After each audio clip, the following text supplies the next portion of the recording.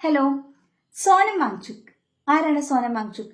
ഇപ്പോൾ വളരെയധികം മാധ്യമ ശ്രദ്ധ നേടിക്കൊണ്ടിരിക്കുന്ന ഒരു പേരാണ് സോനം വാങ്ചുക്.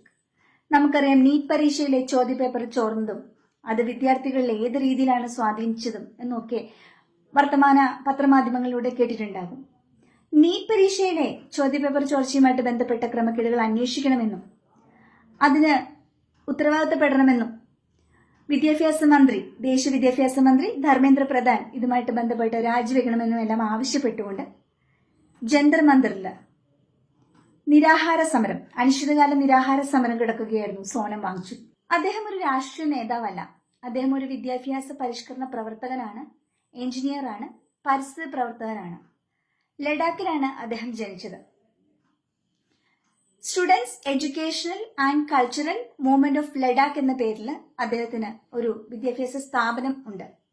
വിദ്യാഭ്യാസ രംഗത്തെ അദ്ദേഹത്തിന്റെ സംഭാവനകൾക്കായിട്ട് 2018 മാഗ്സസെ അവാർഡ് അദ്ദേഹത്തിന് ലഭിച്ചിട്ടുണ്ട്. ഏതാണ്ട് 3.5 ആഴ്ച അദ്ദേഹം നിരാഹാര സമരത്തിലായിരുന്നു. അദ്ദേഹത്തിന്റെ ആരോഗ്യം വളരെയധികം വഷളാവുകയും പിന്നീട് ഡൽഹി ഹൈക്കോടതി അദ്ദേഹത്തിനെ അറസ്റ്റ് ചെയ്ത് ഹോസ്പിറ്റലിലേക്ക് ആക്കാനായിട്ട് നിർദ്ദേശം കൊടുക്കുകയും ചെയ്യുന്നു. അങ്ങനെ കോടതി നിർദ്ദേശപ്രകാരം അദ്ദേഹത്തെ അറസ്റ്റ് ചെയ്ത് ഹോസ്പിറ്റലിലാക്കുകയാണ്.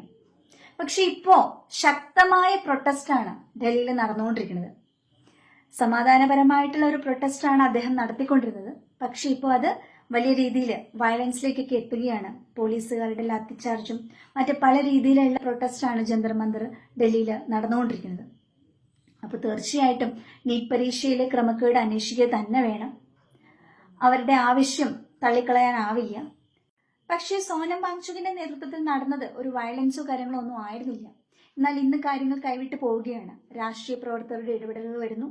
ഇതൊരു രാഷ്ട്രീയപരമായിട്ടുള്ള ഒരു വലിയ പ്രശ്നത്തിലേക്ക് വഴിമാറുന്നു. പോലീസ് ലത്തിച്ചാർജും മറ്റ് പല പ്രതിഷേധങ്ങളും നടക്കുന്നു. ഒരുപാട് പേര് അതിനെ ഡയറക്റ്റായിട്ടും ഇൻഡയറക്റ്റായിട്ടും ഒക്കെ സപ്പോർട്ട് ചെയ്യുന്നുണ്ട്.